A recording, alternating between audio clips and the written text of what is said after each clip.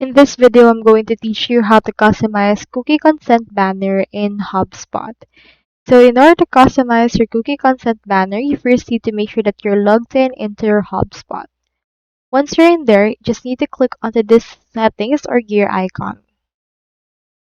Now, this will show you all of the settings for your actual HubSpot. Onto this case, just locate the privacy and consent option, or to make things easier, click onto this search bar and proceed to search right here for cookie.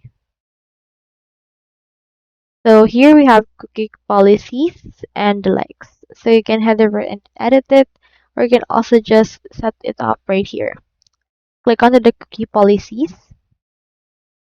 Then in here, you can actually add this tool. Just add in here an external domain. Add right here your domain as well. Once that's been connected, click on this create consent banner. Input right here the name for that, the URL, the countries that it has, as well as the GPC for this.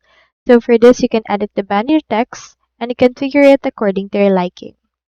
So that's all there is today, and if you haven't signed up for HubSpot yet, make sure to use your affiliate links given in the video description.